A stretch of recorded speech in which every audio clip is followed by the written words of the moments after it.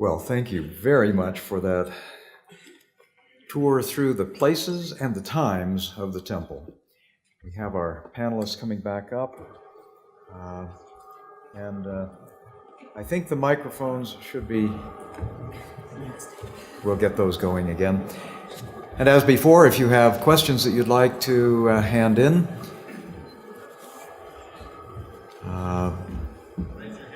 raise your hand and we'll get you the cards. Okay.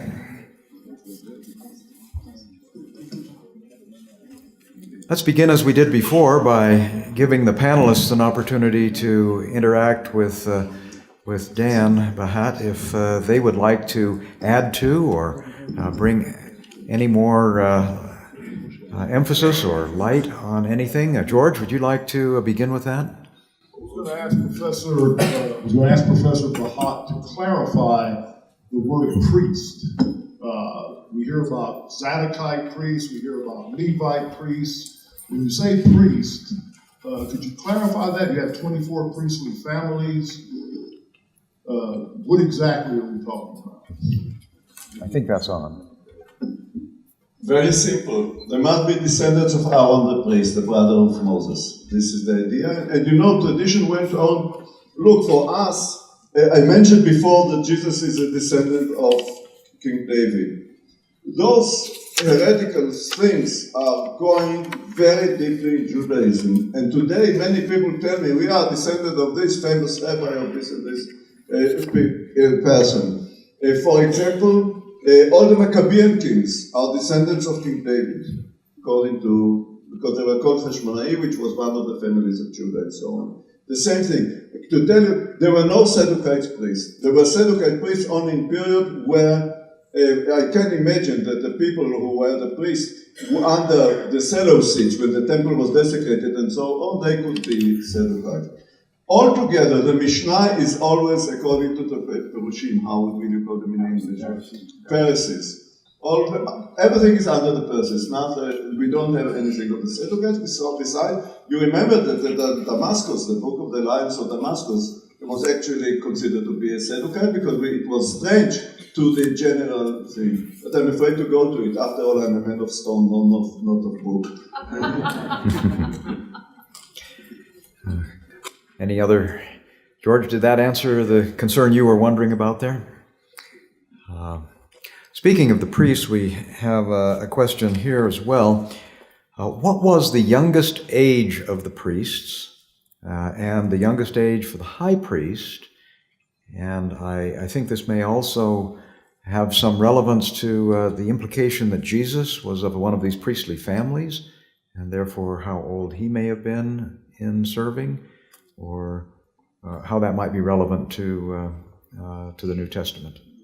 I think Bar Mitzvah date. That's the whole idea of Bar Mitzvah. When you're first time, you're able to read the Pentateuch from the original thing, and you can serve. You are a man. You are considered already at the age of 13. You are a man. Don't be surprised, because today 13 is still a boy. I see them. It's because, the girls in the class of the boys of Bar Mitzvah are already big girls and already a woman, and the boys are still little boys. But probably in antiquity it was different. I cannot say. I think that also the high priest. The high priest, since he was elected, with a lot of knowledge, and about he couldn't be a young boy of that, he had to accumulate a bit of knowledge. So I will say, look, people didn't live for a long time. I think that 45, 50 was quite an old age in those days.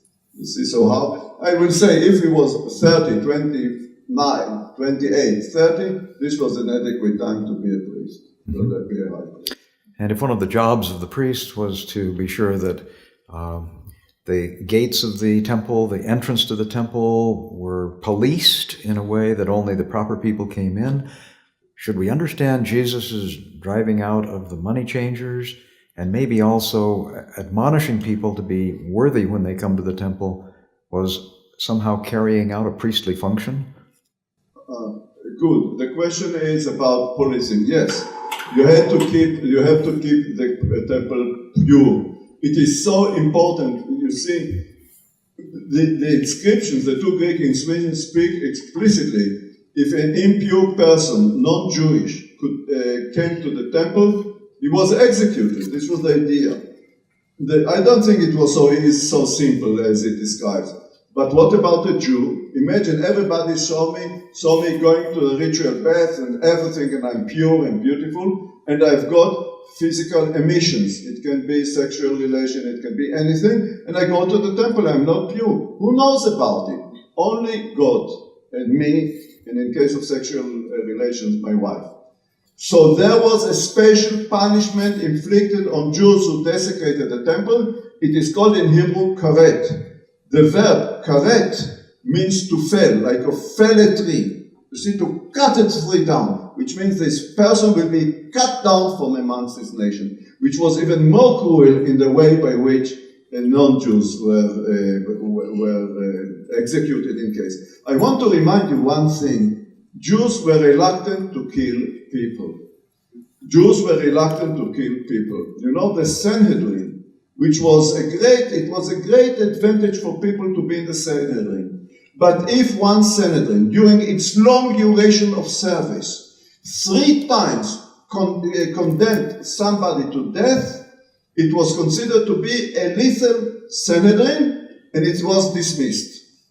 And to be dismissed with shame, with dishonor, was very, very unpleasant thing. So altogether they tried to avoid lethal punishment as much as they could through history. Think of the implication to Jesus about it as well.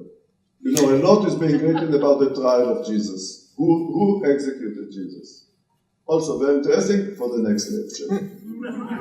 Well, and there is a question. Oh, go ahead. No, I just wanted to add, on the question of the money changes, which is where the question started, I think.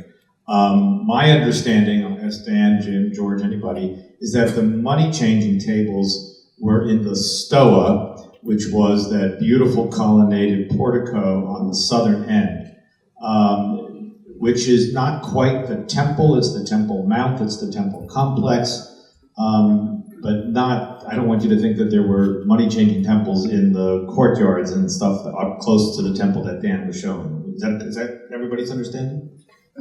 That's very, does this work? Yes.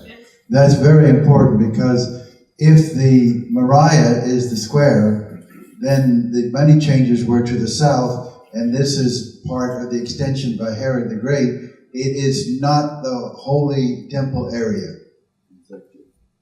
All the secular functions could be made of the temple, could be done on the Herodian extension in the time of Jesus. Now, to get to the temple from the south, which was the most important direction from which people came, you remember the steps I showed in the slide. From there were long passages. You remember, I showed one passage. You go up, but the royal store was at the back. The only place which I believe was suitable for the tables was between the precinct of 500 cubits, I mean the square, the Hellenistic Temple Mount, and the way out from those very long passages. Today, there is a kind of a little fountain where the Arab purify themselves for the prayer. That's more or less the place. I just wanted to add a little anecdote from the Greek perspective. In that story of cleansing the temple, or whatever you want to call it, driving out the money lenders, the Greek word that's used for the tables of the money lenders is the word trapeza, which today in Greece is the word for bank. You can go up, on the main street in Athens where you have the big banking buildings, and it says Trapeza Tisalavos, the Bank of Greece. Very few. But it's something that they took, and I don't know if that came from the New Testament or not. But the word for bank is table, because these guys didn't have the World Bank is bank. The World Bank is bank. Okay. We have several questions wondering about a little more information regarding some of the physical details of the temple. Let me mention a couple, and you can answer any of these that you'd like. Can you say something about the stream of water that flowed under the temple into which the blood of sacrificed animals was poured? Or regarding sacrificial burnt offering altars, were there several or just one? And what do we know about the veil of the temple? It was torn.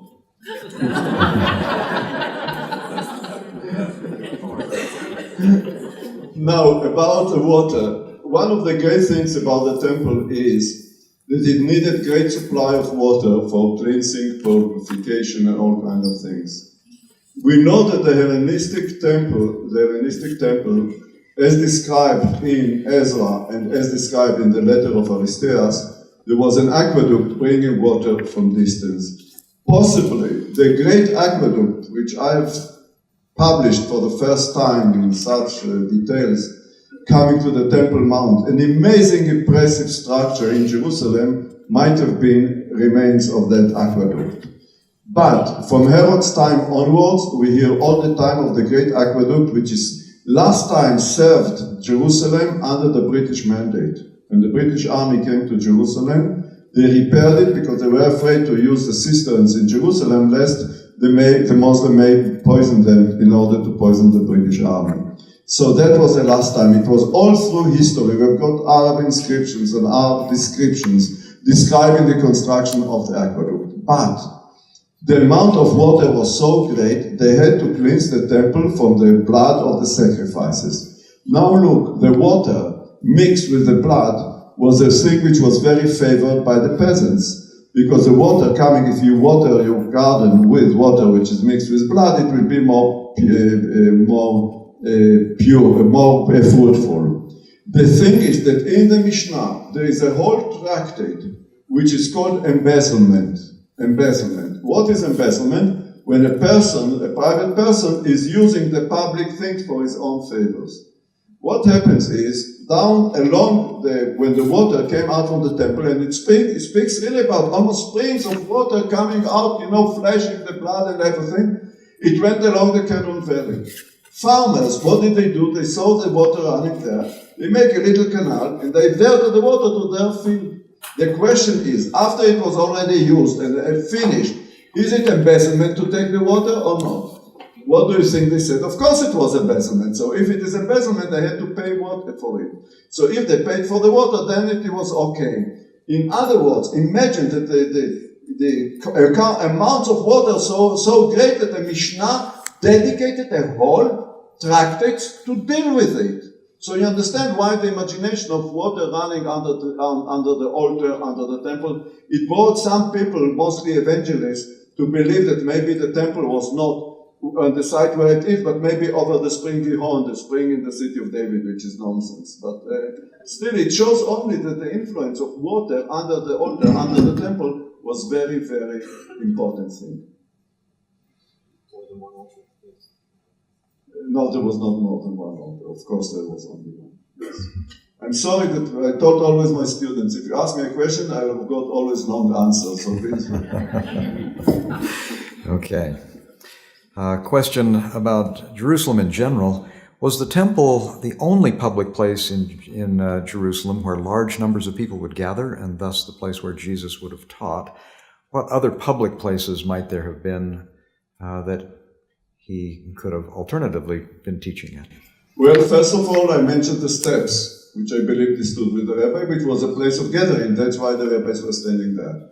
Josephus Flavius calls the upper city, calls it the upper market, because there was a big market. When Agrippa II tried to induce the Jews not to rebel against the Romans, he said that the masses, the people stood between the Hippodrome and the upper part of the city, which means that actually we know that there were places like, one of the problems is, we know that Herod built theaters, Herod built even maybe amphitheater, Herod built Hippodrome and so on. Those were public places, but definitely the temple was the most important of all. It is an enormous structure. It can house, I see today in the Muslim holidays, hundreds and thousands of Muslims are coming there. It is, I don't know if you've seen the picture, all of them standing there and bowing there. It is, we assume that in every Friday of the Ramadan, 100,000 Arabs are coming to the Temple Mount. You see, 100,000, I told you, Jerusalem's population was 80,000. Yes. We have 3 questions asking about some of the things that Jesus might have done at the temple, and some of these have been alluded to. You mentioned that Jesus probably probably offered sacrifice at the temple. We think Jesus actually offered some sacrifices, and what might the textual evidence for that be?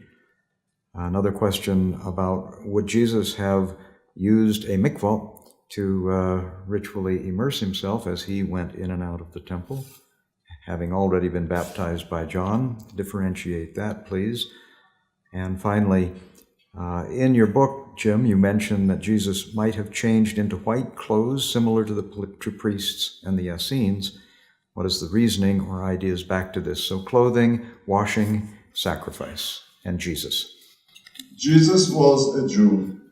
Every Jew had to be pure when he comes to the temple.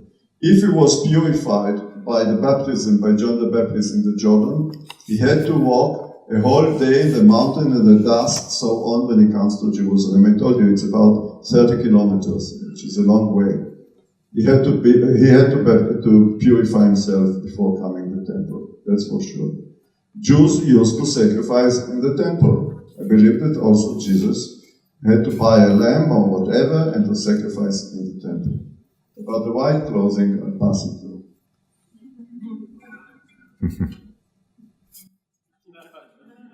You want me to answer that? I'm glad Dan answered the hard questions for me. Remember the end of John, many other things Jesus said and did, but these were not recorded. They never recorded that Jesus went aside and went and redeemed himself. And the early patristic scholars will tell you why he didn't. But of course, that's total absurdity. Not everything Jesus did. Since we know he's a Jew, I think I was the first one to argue or suggest that if he worships in the temple, if he frequents in the temple, there's no evidence at all he taught in this hippodrome, if there was one. There's no evidence at all that he taught in big squares. He is obviously speaking wherever he goes, at the pool of Bezatha to the north, the pool of Siloam to the left. No one said, Jesus, keep your mouth shut until you're in the temple. He's talking everywhere he is. Obviously, the Last Supper is not in the temple.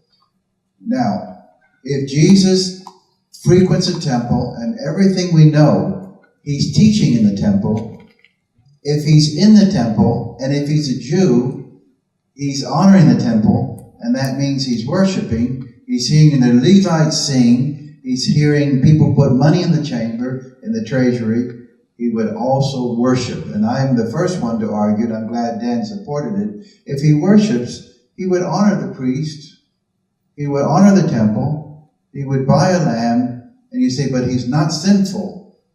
There's no evidence that Jesus said, go out into the world and say, I'm not sinful. He could sacrifice because he's honoring God, and you can fill that out however way you want. He is acknowledging that God is God. Remember, the Lord's Prayer is not, our Son Jesus, hallowed be your name because you died for us. It's teaching us to honor only God and to use the name Jesus chose for God, Pater, Abba, Father. So if this is an indication of Jesus' piety, he would be in the temple worshiping his Father in all the ways possible. I am also one that says he doesn't hate Caiaphas. He never met Caiaphas in his house. Again, let me tell you, look at John. Jesus goes to the high priest's house. Everybody says he's going to see Caiaphas. Well, good gracious alive, you can have the high priest house without the high priest in it. And he meets Annas, talks with Annas, and Caiaphas cannot be there if I know Jewish law and halakot. He must be in the temple, purifying himself and keeping himself pure so he can lead the ceremonies. So Jesus is not being examined at a court. There was no trial. There was a talking, what's going on, and I really don't know what happened. No one can say.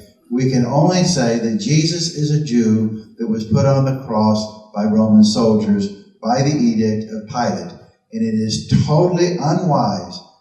It is theologically illegitimate. It is morally offensive. It is historically inaccurate to say that Jews killed Jesus. Now, when I was in Krakow, I was speaking to a professor who had just come from class. And I had been in Auschwitz, second time. And I was having experiences of the most horrifying events. In fact, when I was in Auschwitz this time, I got on my knees and I prayed to God. I'm so sorry, God, you had to suffer and to experience this. This is never what you could have imagined. So I feel for God in these ceremonies.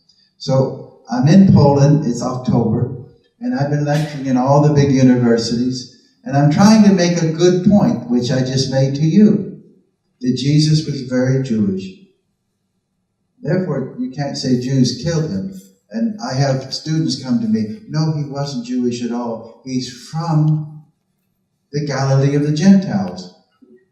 This is a horrific statement. Where Jesus taught Capernaum, Migdal, Chorazin, Capernaum, they're the most Jewish little villages or minor cities, that we have ever found archaeologically, and history is very strong there. Jesus was a Jew. Now I'm sitting there in Krakow, evening meal, and opposite me is a professor of New Testament. I said, it's very important that we tell the truth. What's the truth? Well, we must never intimate. We are as guilty as the Nazis if we intimate the Jews killed Jesus. Guess what his response was? And Leah was sitting to my left, but they did.